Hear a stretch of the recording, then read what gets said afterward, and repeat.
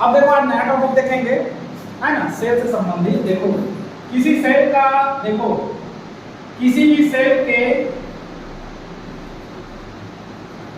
विद्युत वाहक बल, 4 चीजों में हम लोग संबंध देखेंगे। किसी सेल के विद्युत वाहक बल, आंतरिक प्रतिरोध और विभवांतर, कितना में संबंध। या तो हम लोग एक चीज और ले सकते हैं, धारा, इतना में हम लोग क्या करेंगे, संबंध ज्ञात करेंगे। ठीक, किसी सेल के विद्युत वाहक बल, आंतरिक प्रतिरोध, विभवांतर व धारा, इन चारों में हम लोग क्या करेंगे, संबंध देखेंगे हम लोग, है ना। देखो जैसे मान लो मैं पहले चित्र बना रहा हूं, है ना। मान लो हमारे पास एक सेल है, ये जिसका विद्युत वाहक बल क्या मान लेते हैं, E है ना। तथा इस पर एक हम लोग प्रतिरोध अटैच कर देते हैं, ये इसका प्रतिरोध हम लोग क्या ले लेते हैं, आंतरिक प्रतिरोध, है ना। एक आंतरिक प्रतिरोध हम लोग डाल देते हैं, जिसको हम लोग क्या ले लेते हैं, स्मॉल आर ले लेते हैं। देखो इसको हम लोग ले लिए स्मॉल आर, ठीक। इसको हम लोग जोड़ देते हैं एक बाह्य प्रतिरोध कैपिटल आर, इसको कैपिटल आर, ठीक। चाहो पूंजी भी लगा सकते हो, यहाँ कहीं भी, यहाँ पर लगा सकते हैं। चलो पूंजी, ये हो गया हम लोग का पूंजी क्या, समझे। इतना चीज क्लियर है। क्या क्या जोड़े, किसी एक सेल जोड़े, एक आंतरिक प्रतिरोध और एक बाह्य प्रतिरोध। सेल जिसका विद्युत वाहक बल हम लोग क्या लिए, ई ले लिए, और हम लोग ले लिए बाह्य प्रतिरोध, सॉरी आंतरिक प्रतिरोध क्या ले लिए, स्मॉल आर ले लिए, और हम लोग क्या ले लिए, बाह्य प्रतिरोध, हां कैपिटल आर। ठीक, यहीं पर हम लोग को जो दिया देखना है। अब देखो, माना किसी सेल का विद्युत वाहक बल E, है ना, आंतरिक प्रतिरोध R तथा एक बाह्य प्रतिरोध हम लोग क्या है, कैपिटल R लेते हैं, है ना। यदि बाह्य प्रतिरोध R में V विभवांतर पर धारा I प्रवाहित होती है, मान लो हम लोग का धारा प्रवाहित कर देते हैं इसमें, ठीक। धारा कैसे प्रवाहित होगा, प्लस से माइनस की ओर, इधर की ओर, अब प्लस यहाँ की ओर अटैच, समझे, ठीक। ये हो गया हम लोग का धारा प्रवाहित हो रहा है। तो इसी को मान के चलेंगे, तो चित्र को बनाओ, उसके बाद जो माना मैं लिखवाता हूं, है चित्र बनाता हूं।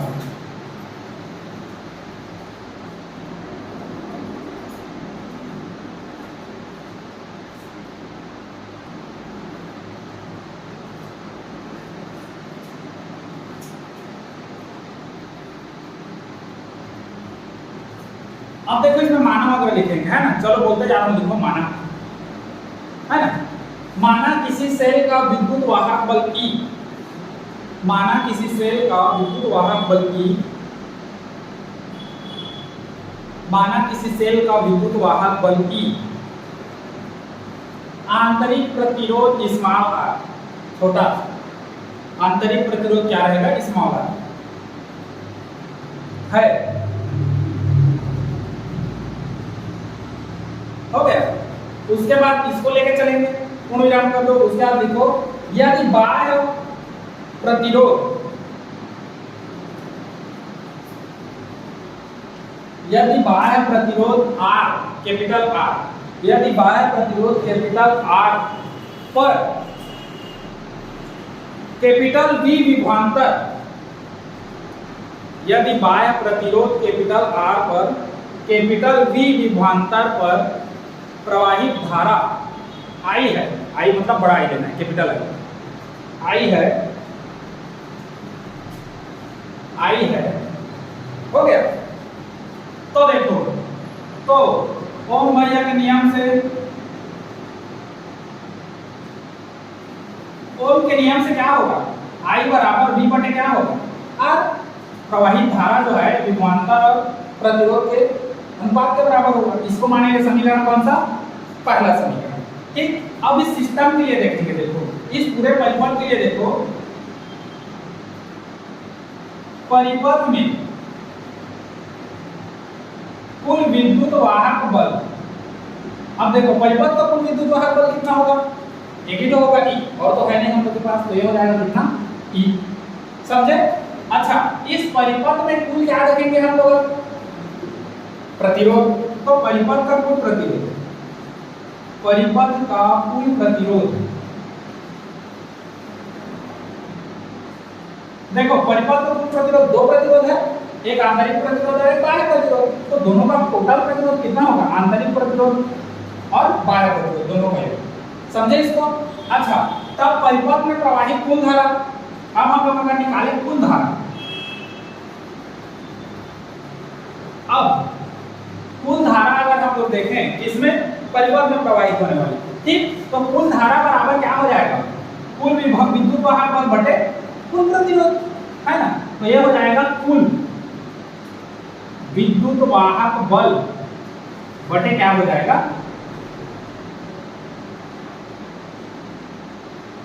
कुल प्रतिरोध। क्लियर है इतना चीज। अच्छा, अब देखो यहीं से कुल विद्युत वाहक बल, अच्छा कुल धारा हम लोग क्या लेंगे, I बराबर कुल विद्युत वाहक बल कितना है, E बटे कुल प्रतिरोध कितना है, R प्लस R, तो ये हो जाएगा capital R plus small r।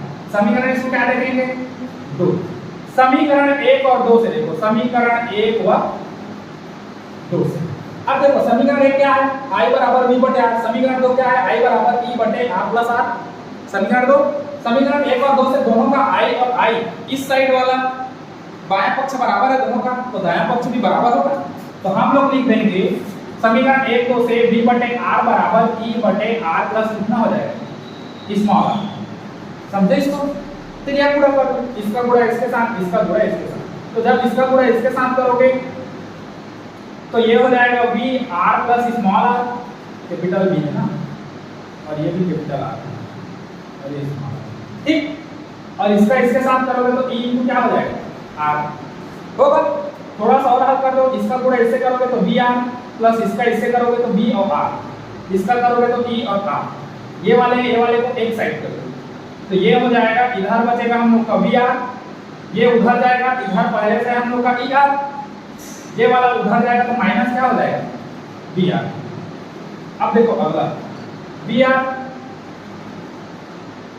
दोनों में से R कॉमन निकलेगा, बचेगा E माइनस कितना बचेगा, V बचा। हम लोग को R को रखना है, इस V को उधर ले जाओ, तो R बराबर कितना हो गया, ये हो जाएगा EV, V कैपिटल में है ना, देखना बटे क्या हो जाएगा, V। समझे इस चीज को, है ना। अब अगर इसकी इसी के आगे देखो, इसी के आगे मेरे पास अगर एक मैं यहाँ पर कर रहा हूँ, इसी के आगे देखो, यदि R का मान निकालोगे, देखो R का मान निकालोगे तो यहीं पर क्या हो जाएगा, कैपिटल R बराबर हो जाएगा E बटे V माइनस 1। समझे इसको, कैसा हुआ, नहीं समझे, देखो यहीं पर से क्या है, दोनों की अलग अलग लोगे, ये हो जाएगा हम लोग का, यहीं से देखो हम लोग के पास है R E V बटे V है, दोनों के लिए ले लो, एक बार इसके लिए ले लो बटा V और एक बार इसके लिए बटा V ले लो, तो E बटे V और V खत्म हो जाएगा, यहाँ पर क्या बचेगा, 1, तो इसलिए हम लोग का R बराबर R E V माइनस कितना होगा, 1। समझे इस चीज को। अच्छा, ये तो निकला हम लोग का, ये वाला यही क्या है हम लोग का, आंतरिक किसी सेल के आंतरिक प्रतिरोध के लिए व्यंजक है, ठीक, यहाँ पर लिख लेना, किसी सेल के आंतरिक प्रतिरोध के लिए क्या है, व्यंजक। समझे इस चीज को, एक बार नोट करो, चलो इसको, उसके आपने समझा।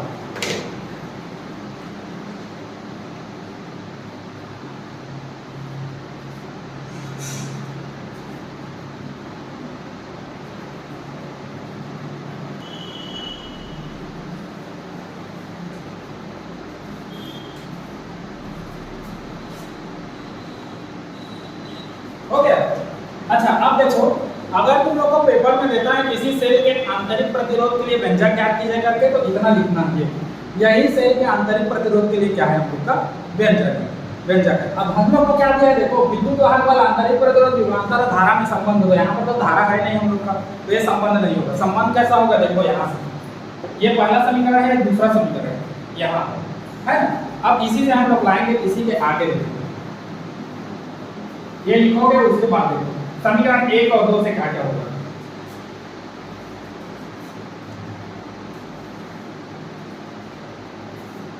समीकरण 1 से देखो, समीकरण 1 से i बराबर कितना है, v बटे r है। तो i बराबर v बटे r है, तो अगर v का मान निकाले तो i इंटू r होगा, ये r इधर पूरा होगा, अर्थात v बराबर कितना हो जाएगा, i r। इसको मानते हैं समीकरण 3। अब समीकरण 2 से देखो, समीकरण 2 से e का अगर मान निकाले, देखो समीकरण 2 से यदि e का मान निकालते हो, इसका पूरा इधर होगा, मतलब i बराबर i into r plus small r। अगर पूरा करोगे तो i r plus small r, e बराबर i r का मान समीकरण 3 से भी रख सकता हूं, तो v प्लस कितना हो गया, अच्छा इसका इसके साथ जुड़ा हुआ है i r, समझे इस चीज को। अच्छा इसको हम लोग कहां लाएंगे, इधर ले आओ, तो e माइनस आई आर बराबर कितना हो जाएगा, v। या अगर इसी को जमा के लिखें तो v बराबर e माइनस कितना हो जाएगा, यही हम लोग का क्या है अभिष्ट संबंध। किसके किसके बीच, धारा के बीच, विभवांतर के बीच, आंतरिक प्रतिरोध, विद्युत वाहक बल, सबके बीच हम लोग का संबंध। ठीक, तो यही अभिष्ट संबंध है। पूछता है तो देना ना, अगर नहीं पूछेगा किसी से तो आंतरिक प्रतिरोध के व्यंजक जो हम लोग लाए थे ना वहां पर, उतना तक में हम लोग कंप्लीट करेंगे। क्लियर है इतना चीज, बस नोट करो वो वाला।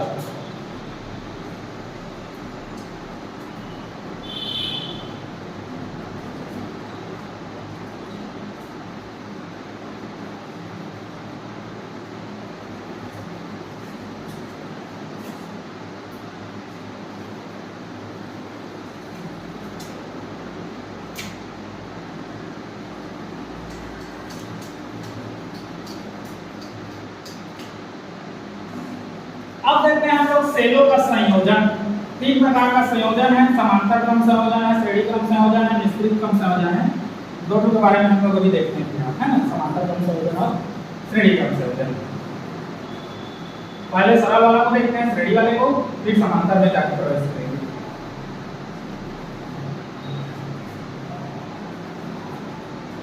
हो गया।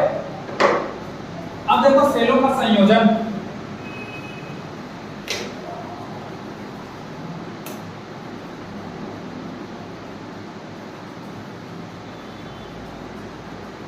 कॉम्बिनेशन ऑफ सेल्स, है ना। पहला हम लोग क्या देखते हैं, श्रेणी क्रम संयोजन देखते हैं। पहला हम लोग देखते हैं श्रेणी क्रम संयोजन।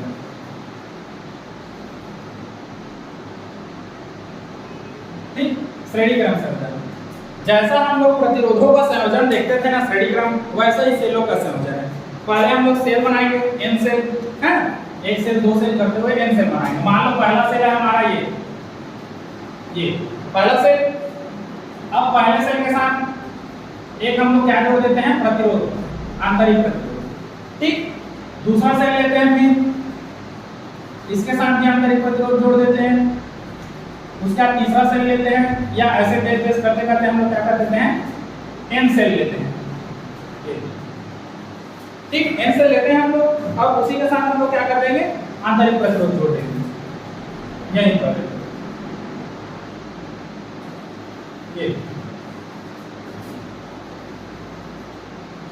अब ये सेल है, इसका विद्युत वाहक बल क्या होगा, E। इस सेल का विद्युत वाहक बल भी E, इस सेल का भी विद्युत वाहक बल कितना, E। यहाँ N सेल है, ठीक, इधर जाते हैं। इसका प्रतिरोध कितना होगा, आंतरिक प्रतिरोध R, इसका भी आंतरिक प्रतिरोध R, इसका भी आंतरिक प्रतिरोध कितना R, स्मॉल r, सबका आंतरिक प्रतिरोध छोटा r रहेगा। ठीक, मान लो ये प्लस है, ये माइनस है, ये प्लस है, ये माइनस है, और ये भी प्लस है, और ये क्या है, माइनस है। अब देखो समझो इस चीज को क्या है। जैसे हम लोग को प्रतिरोधों का संयोजन होता था तो क्या कहते थे, पहले प्रतिरोध का दूसरा सिरा दूसरे प्रतिरोध के पहले सिरे से, फिर दूसरे प्रतिरोध का दूसरा सिरा तीसरे प्रतिरोध के पहले सिरे से, इस क्रम को आगे बढ़ाते हैं, एन तक हम लोग जोड़ते हैं। ऐसा था, बस वही यहाँ पर श्रेणी क्रम संयोजन में रहेगा। सेल का, सेल में कैसे करोगे, किसी सेल के पहले सेल का ऋण सिरा दूसरे सेल के धन सिरे से, और दूसरे सेल का ऋण सिरा तीसरे सेल, अब इधर और सेल आएगा, तीसरे सेल के धन सिरे से, ऐसे जुड़ते जाएगा। समझे बाकी, पहले सेल का ऋण सिरा, पहले सेल का ऋण सिरा दूसरे सेल के धन सिरे से, फिर दूसरे सेल का ऋण सिरा अगले आने वाले तीसरे सेल के धन सिरे से, और इस क्रम को आगे बढ़ाते जाएंगे कहां तक, एन सेल तक। उसके बाद अंतिम में क्या होगा, लास्ट में जब देखेंगे तो पहले सेल के धन सिरे को और अंतिम सेल के ऋण सिरे को, पहले सेल के धन सिरे को और अंतिम सेल के ऋण सिरे को किसमें जोड़ेंगे, बाह्य प्रतिरोध R और एक कुंजी से जोड़ देंगे। या तो ऐसे डिजाइन कर ले लो कुंजी, या ऐसे डिजाइन कर ले लो, एक ही है हम लोग, ठीक। तो मैं ऐसे डिजाइन कर लेता हूं, इसको मान लेते हैं कुंजी, इससे जोड़ देते हैं। क्लियर है इतना चीज है ना। अब धारा का प्रवाह का प्लस से किधर की ओर, माइनस की ओर। तो धारा का प्रवाह को दिखा दो हम लोग का, ये जा रहा है हम लोग का बहुत ही सुंदर धमाकेदार प्रवाह, आई चलिए, ठीक। अब फिर समझो हम लोग का क्या है श्रेणी क्रम से। इसमें सेल जोड़ते हैं एन सेल, पहले सेल का ऋण सिरा दूसरे सेल के किससे, धन सिरे से। देखो पहले सेल का ऋण सिरा दूसरे सेल के धन सिरे से, दूसरे सेल का ऋण सिरा तीसरे सेल के धन सिरे से, और इस क्रम को एन सेल तक आगे बढ़ाते हैं। अंतिम में क्या होता है, पहले सेल का धन सिरा और अंतिम सेल के ऋण सिरे, इसको बाह्य प्रतिरोध R और कुंजी K से क्या कर देते हैं, जोड़ देते हैं। तब परिपथ में धारा कैसे प्रवाहित हो रही है, प्लस से माइनस की ओर प्रवाहित हो रही है। इतना चीज क्लियर है ना। चित्र को बनाओ, और चित्र को बनाने के बाद फिर मैं तुम लोग को बताता हूँ यहाँ पर माना फलाना कैसे लिखना है, ठीक। चलो चित्र को बनाओ पहले।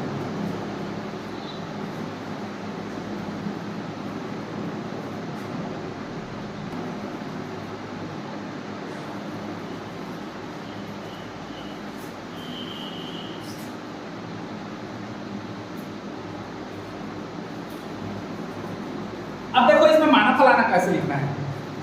माना किसी परिपथ में n सेल, अभी कितने सारे सेल हैं, n सेल है। माना किसी परिपथ में n सेल कैसे क्रम में जुड़े हैं, श्रेणी क्रम में जुड़े हैं, जिसमें विद्युत वाहक बल कितना है, E है, और आंतरिक प्रतिरोध क्या है, R है। और इस परिपथ में एक बाह्य प्रतिरोध क्या जुड़ा है, कैपिटल R जुड़ा है। इतना लिखना है, ठीक। तो चलो लिखो, माना किसी परिपथ में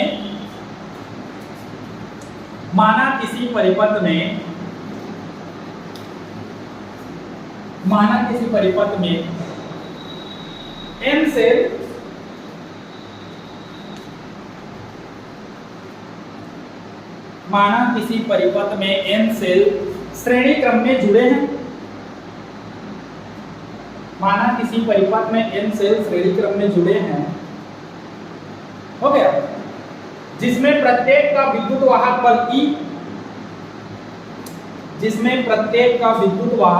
E,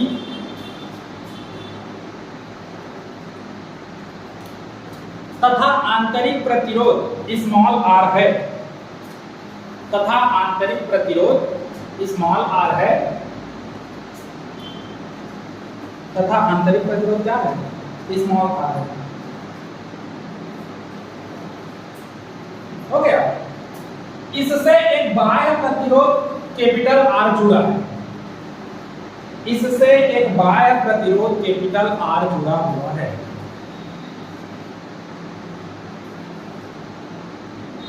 क्लियर है इतना चीज, इससे बाह्य प्रतिरोध कैपिटल R जुड़ा हुआ है। तब इसमें देखो, इसमें हम लोग का I का मान कितना था, जो हम लोग धारा प्रवाहित करते थे, देखो धारा I जो प्रवाहित करते थे वो कितना होता था, कुल विद्युत वाहक बल बटे क्या होता था, कुल प्रतिरोध, यही होता था। तो पहले तो इस परिपथ में कुल विद्युत वाहक बल ज्ञात करेंगे, फिर इस पूरे परिपथ में कुल प्रतिरोध ज्ञात करेंगे। उन दोनों को भाग दोगे तो हमारा वैल्यू आ जाएगा, है ना। तो देखो इस परिपथ में अगर हम लोग देखें तो परिपथ का कुल विद्युत वाहक बल, देखो कुल विद्युत वाहक बल, तो देखो एक का विद्युत वाहक बल कितना है, E, दूसरे का E, तीसरे का E, कितना था, n तक। तो इसको हम लोग क्या कर सकते हैं, n लिख सकते हैं, है ना, जहां E हम लोग का प्रत्येक का विद्युत वाहक बल है और कितना सेल है, n सेल है, ठीक। तो हम लोग लिख सकते हैं कुल विद्युत वाहक बल कितना है, n, ठीक। अच्छा, हम लोग अगर देखें परिपथ में आंतरिक प्रतिरोध कितना है, देखो कुल आंतरिक प्रतिरोध अगर हम लोग देखें इसमें,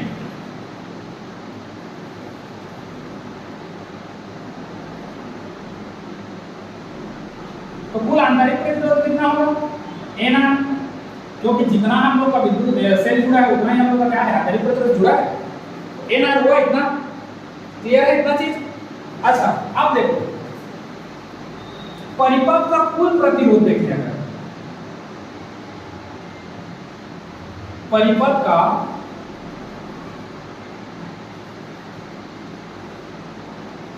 कुल प्रतिरोध, तो कुल प्रतिरोध कितना हो जाएगा परिपथ का? ये हो जाएगा capital R plus N R. कैसे हुआ समझो इसको, यहां जो लिखा है या यहां जो लगाए हैं क्या है? कुल आंतरिक प्रतिरोध है। कुल आंतरिक प्रतिरोध केवल इतना में कितना है? एन ही है। लेकिन पूरे परिपथ में बात करें तो कुल आंतरिक कुल प्रतिरोध कितना है? एक तो आंतरिक प्रतिरोध और एक बाह्य प्रतिरोध, दोनों को मिलाओ तो दोनों को मिला के क्या बना? परिपथ का कुल प्रतिरोध। यहां निकाले हो केवल और केवल कुल आंतरिक प्रतिरोध, और यहां पर जो निकाले हैं पूरे परिपथ का कुल प्रतिरोध निकाले हैं, तो ये बाह्य प्रतिरोध आगे तो जुड़ेगा ना, तो ये भी अटैच है हम लोग। ठीक, इतना चीज। अब हमको क्या मिल गया? धारा के लिए विद्युत वाहक बल मिल गया और आंतरिक प्रतिरोध मिल गया, तो धारा निकाल लेंगे। यदि परिपथ में बहने वाली धारा क्या हो? आई, तो देखो यदि परिपथ में बहने वाली धारा, परिपथ में बहने वाली धारा क्या हो? आई हो, तो आई बराबर कितना हो जाएगा? कुल विद्युत वाहक बल बटे क्या था? कुल प्रतिरोध था, वही था ना सूत्र। तो कुल विद्युत वाहक बल कितना है? एन ई बटे कुल प्रतिरोध कितना है? R plus N R. ये है इतना चीज हो गया, आर प्लस एन आर। यही क्या है हम लोग का श्रेणी क्रम संयोजन के लिए का है, क्या है? चलो नोट कर लो। हाँ अलग है, बाकी जुड़ा हुआ है। सेल के लिए अब अलग आएगा ना, हम लोग सेल के लिए थोड़ा सा अलग देखेंगे। ठीक, यही श्रेणी क्रम में यही जो है श्रेणी क्रम संयोजन में क्या है? श्रेणी क्रम संयोजन में क्या है? सेलों बहने वाली धारा के लिए व्यंजक है। सेलों से बहने वाली धारा के लिए व्यंजक है।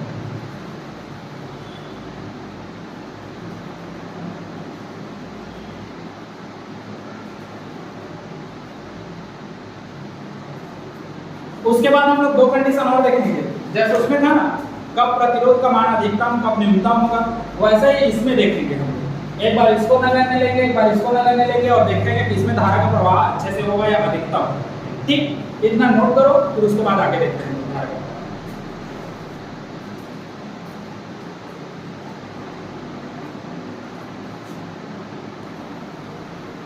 हो गया ये चीज।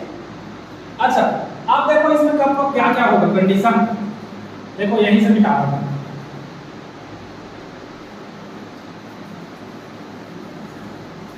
अब देखो इसी में कंडीशन हम लोग का है ना, पहला कंडीशन जब इसका वैल्यू हम लोग का हो r से छोटा,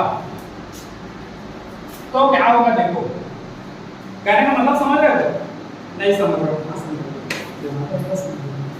कहने का मतलब समझो, जब आंतरिक प्रतिरोध का मान बाह्य प्रतिरोध की तुलना में क्या हो? नगण्य हो। हम लोग अच्छी से कैसा था देखो, 60 तक बता रहा हूँ चित्र हम लोग कैसा था, फिर ऐसे करके था, फिर यहाँ लास्ट में था ऐसे करके, यहाँ पर ऐसे कुंजी था और यहाँ पर एक तो बाह्य प्रतिरोध था ऐसे ऐसे करके था। जब आंतरिक प्रतिरोध का मान बाह्य प्रतिरोध की तुलना में कैसा हो? नगण्य हो, तो इसको हम लोग मान लेते हैं समीकरण एक थोड़ी माने, समीकरण नहीं माने ना, तो पहला समीकरण जाएगा। तो समीकरण 1 से देखो, तो समीकरण 1 से एन आर को क्या लेने पर? नगण्य लेने पर। अब नगण्य ले लोगे तो आई बराबर कितना हो जाएगा? एन ई बटे कितना हो जाएगा? ये नगण्य हो गया तो खाली आर बचा हम लोग का। यहीं से देखो आई का वैल्यू एन, इसको अलग से ले लेते हैं, ये, तो I बराबर कितना हो जाएगा, n गुणित क्या है, एक सेल में बहने वाली धारा है ना, एक सेल में बहने वाली धारा है, तो ये हो जाएगा एक सेल में बहने वाली धारा। हो गया।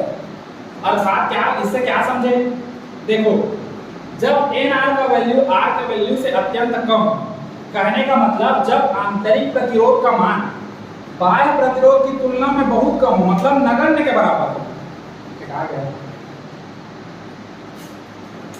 जब आंतरिक प्रतिरोध का मान बाह्य प्रतिरोध की तुलना में अत्यंत कम हो, तो उसको हम लोग क्या ले लेंगे, आंतरिक प्रतिरोध को नगण्य ले लेंगे। नगण्य लेंगे तो क्या होगा, I बराबर N/R होगा। तो इनको बाहर निकाल दो, ये कितना है, एक सेल के लिए, यहाँ पर कुल थोड़ी है, कुल नहीं मतलब एक सेल के लिए, एक सेल में बहने वाली धारा है। कहने का मतलब जब आंतरिक प्रतिरोध का मान बाह्य प्रतिरोध की तुलना में नगण्य होगा, तब इस श्रेणी क्रम संयोजन में परिपथ में बहने वाली कुल धारा का जो मान होगा वो एक सेल में बहने वाली धारा के मान के n गुने के क्या होगा, बराबर होगा। और इस कंडीशन में हमको धारा का मान कैसा प्राप्त होगा, अधिकतम प्राप्त होगा। क्लियर है इतना चीज क्लियर है। अच्छा अब देखो यहीं पर दूसरा कंडीशन मैं लगाता हूं, दूसरा कंडीशन भी इसी को देखो। सेकेंड कंडीशन, जब R का मान कम हो किससे, NR से, तब समीकरण 1 से देखो, समीकरण 1 से R को क्या ले लेंगे, नगण्य लेने पर। जब बाह्य प्रतिरोध का मान आंतरिक प्रतिरोध के तुलना में क्या हो, कम हो सबसे, तो बाह्य प्रतिरोध को क्या ले लेंगे, नगण्य ले लेंगे। अब नगण्य लेंगे तो उस कंडीशन में हम लोग का क्या हो जाएगा, उस कंडीशन में क्या हो जाएगा, देखो I का वैल्यू जो है NE बटे कितना हो जाएगा, NR, दोनों से NN खत्म, तो I बराबर कितना हो जाएगा, E बटे R स्मॉल r।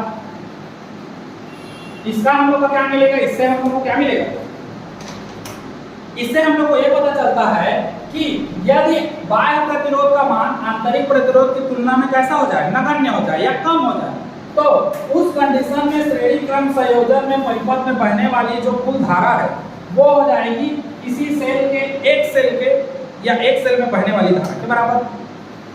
अब समझो यहाँ पर इसमें बहने वाली कुल धारा एक सेल में बहने वाली धारा के n गुनी थी, यहाँ पर बहने वाली कुल धारा जो है किसके बराबर है, खाली एक सेल में बहने वाली धारा के बराबर। तो इसमें हम लोग को इसमें ज्यादा धारा का मान प्राप्त होगा, इसमें ज्यादा धारा का मान प्राप्त होगा, अर्थात ये वाला हमारे लिए क्या होगा, धारा का मान अधिकतम प्राप्त होगा इसमें। ठीक, तो ये दो कंडीशन है, लिख लो खाली, ठीक नो।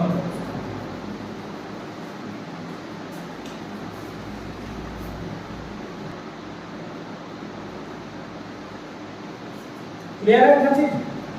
अब देखो प्रश्न कैसे पूछता है, मालूम, सेल के श्रेणी क्रम संयोजन के लिए व्यंजक ज्ञात कीजिए, या बताइए कि कब धारा कैसी हो, अधिकतम हो, तो उस कंडीशन में ये वाला देना, इसको नहीं देना।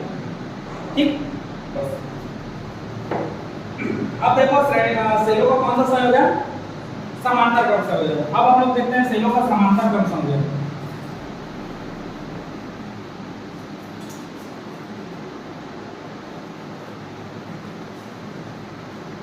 सेलों के समांतर क्रम संयोजन के लिए क्या होगा, देखो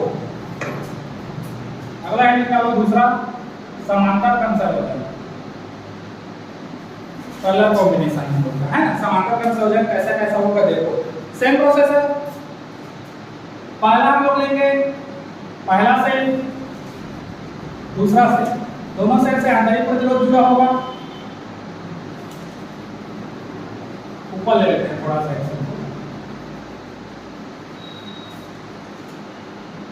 ठीक। और ऐसे करके हम लोग कई सारे सेल लेते हैं, डेस डेस डेस डेस n सेल लेते हैं और लास्ट में n1 सेल ले लेते हैं। ऐसे करके सारे सेल का एक सिरा एक पॉइंट से अटैच रहेगा,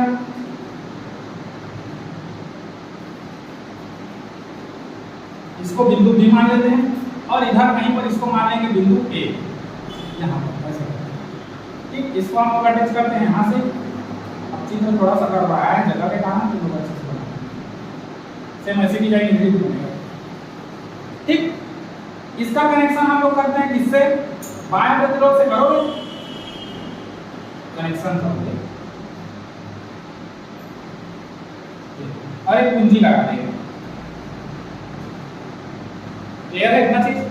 ये हो गया हम लोग का बाह्य प्रतिरोध कैपिटल आर, ये हो गया कुंजी के, ये है विद्युत वाहक बल ई, इसका भी विद्युत वाहक बल ई, इसका भी विद्युत वाहक बल ई, इसका आंतरिक प्रतिरोध आर और आर, ये ए और बी दो पॉइंट है। चाहो तो प्लस माइनस कर दो, प्लस माइनस और ये भी प्लस माइनस।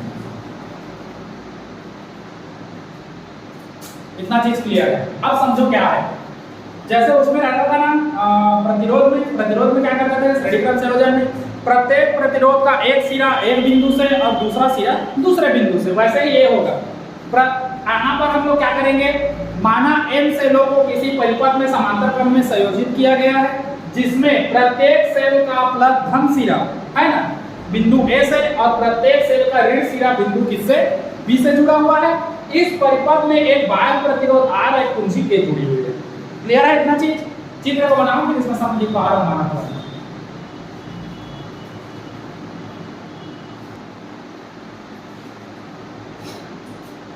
ओके, चलो लिखो, माना किसी परिपथ में n सेल समांतर क्रम में जुड़े हैं, माना किसी परिपथ में n सेल समांतर क्रम में जुड़े हैं,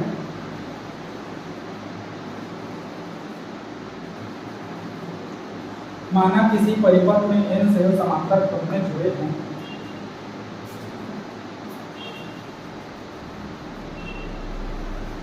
जिसमें प्रत्येक सेल का विद्युत वाहक बल E, जिसमें प्रत्येक सेल का विद्युत वाहक बल E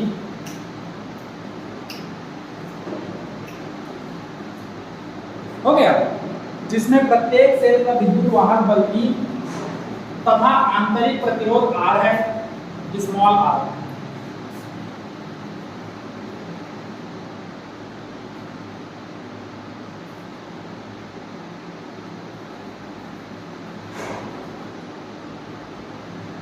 तथा आंतरिक प्रतिरोध स्मॉल r है, हो गया। इस परिपथ में एक बाह्य प्रतिरोध कैपिटल R जुड़ा हुआ है, इस परिपथ में एक बाह्य प्रतिरोध कैपिटल R जुड़ा हुआ है।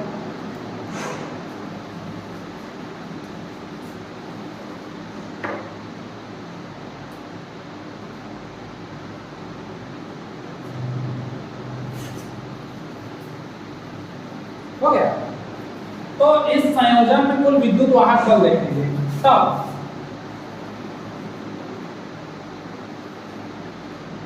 इस संयोजन में हम लोग क्या देखेंगे, कुल विद्युत वाहक बल। क्योंकि श्रेणी क्रम में जुड़ा है तो कुल विद्युत वाहक बल कितना होगा, E। हो गया। अच्छा, अगर बात करें हम लोग क्या इसका आंतरिक प्रतिरोध का, कुल आंतरिक प्रतिरोध,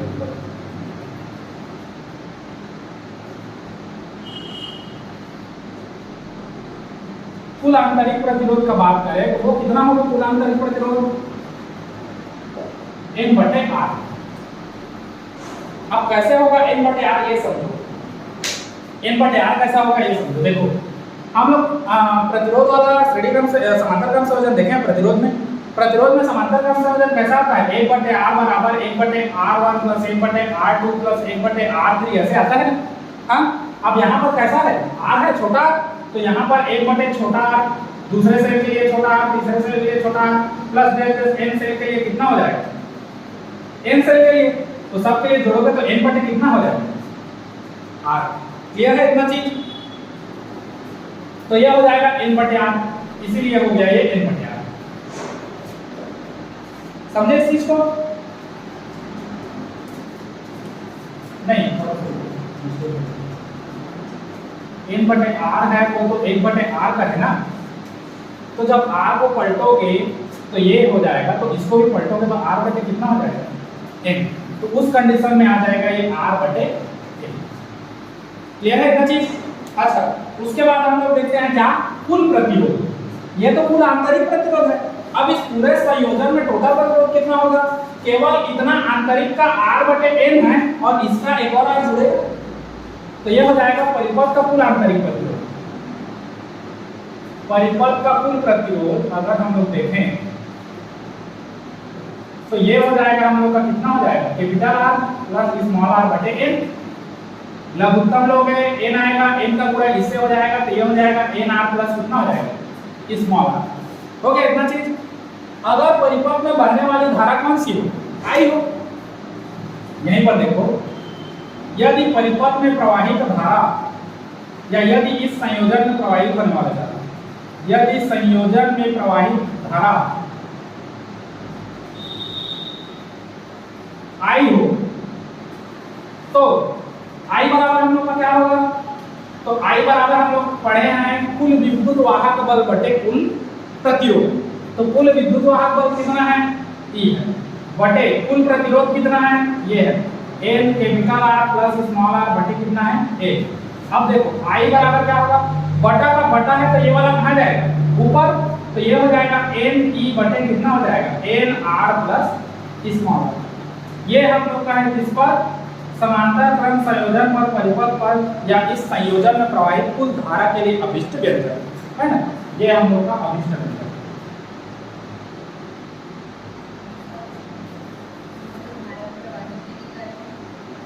तो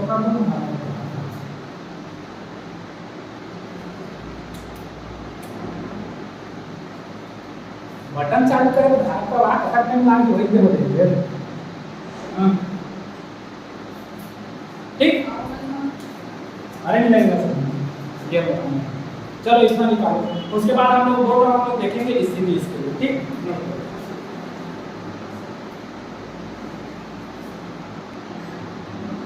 अब देखो इसी में दो कंडीशन देखते हैं हम लोग, है ना। इसको मान लेते हैं समीकरण 1। मानने का बहुत मन कर रहा है, मान लो समीकरण 1 हमारा खा जाता है मानने।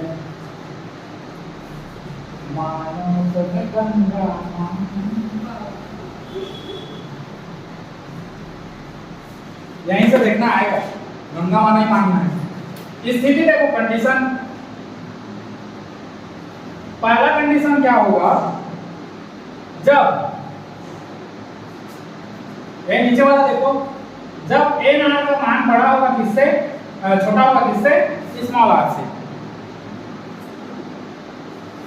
तो समीकरण 1 से देखो I बराबर, अब NR क्या है यहाँ पर? ये क्या है? जब बाह्य प्रतिरोध का मान आंतरिक प्रतिरोध के मान से कैसा हो? छोटा हो, ननुबुद्धू। जब NR मतलब बाह्य प्रतिरोध का मान जो है वो आंतरिक प्रतिरोध की तुलना में अत्यंत छोटा हो, तो बाह्य प्रतिरोध को हम लोग क्या ले लेंगे? नगण्य ले लेंगे।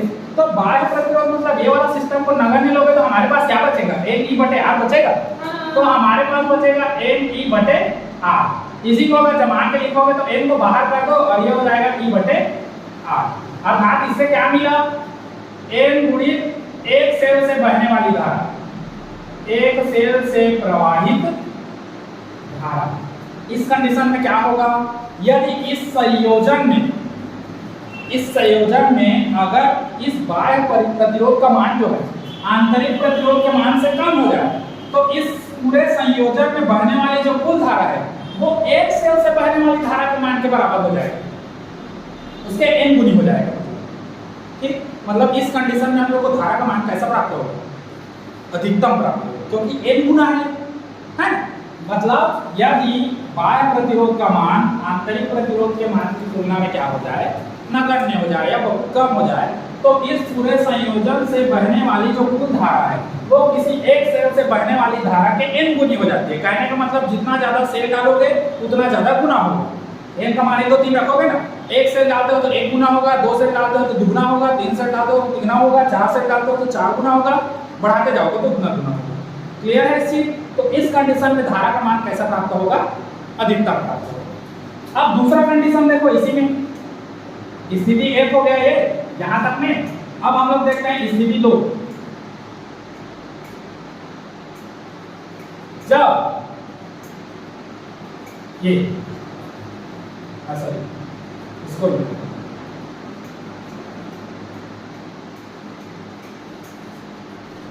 जब आंतरिक प्रतिरोध का मान बाह्य प्रतिरोध की तुलना में कैसा हो, नगण्य हो, नहीं के बराबर हो, है ना।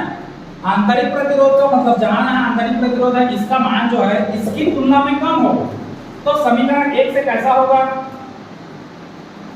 अब समीकरण 1 से कैसा होगा, r को 0 मान लो, तो हमारे पास I बराबर कितना होगा, LE बटे कितना हो जाएगा, NR होगा। फिर उस कंडीशन में कैसा हो जाएगा, तो उस कंडीशन में होगा L से N कैंसिल, तो I बराबर कितना हो जाएगा, E बटे R। अर्थात उस कंडीशन में क्या होगा, जब आंतरिक प्रतिरोध का मान बाह्य प्रतिरोध की तुलना में नगण्य हो जाए, इसका मान ज्यादा हो, इसका मान कम हो, तो इस पूरे सेल को जो संयोजन किए हैं इससे प्रवाहित कुल धारा जो है वो किसी एक सेल से बहने वाली धारा के बराबर हो जाएगी। मैंने मतलब समझे, कहने का मतलब क्या है, अगर इस R का मान, ये आंतरिक प्रतिरोध का मान कम हो गया, बाह्य प्रतिरोध का मान ज्यादा हो गया, है ना, तो इस सेल से जो धारा प्रवाहित होगी, संयोजन पूरा इस सिस्टम को बनाए, उससे जो धारा प्रवाहित होगी वो किसी एक सेल से निकलने वाली धारा के बराबर होगी। कहने का मतलब तुम लोग कितना भी सेल डाल दो कोई मतलब नहीं है, एक सेल से जितना धारा बहना है उतना ही धारा बहेगा, चाहे तुम 10 सेल डालो, 10,000 डालो या 10 लाख डालो, जितना धारा जैसा बहेगा वैसा ही बहना है, एक सेल से जो निकलेगा उसी बहेगा। कब, जब इसका मान कम हो, इसका मान ज्यादा हो, और जब ये कम होगा और ये ज्यादा होगा, इस कंडीशन में ये ज्यादा हो जाएगा, ये कम हो जाएगा, तो उस कंडीशन में जितना सारा सेल डाला उतना गुना ज्यादा धारा, समझे इसको, बस ये यहाँ पर ऐसे कर सकते हो, धारा बराबर हो जाएगा एक सेल से प्रवाहित, यहाँ पर हम लोग को धारा मैक्सिमम प्राप्त हो रहा है, अधिकतम, जहां n गुना होगा वहां धारा अधिकतम प्राप्त होगा। ठीक, आज के लिए इतना ही, अगला टॉपिक अगले एपिसोड में, ठीक, चलिए।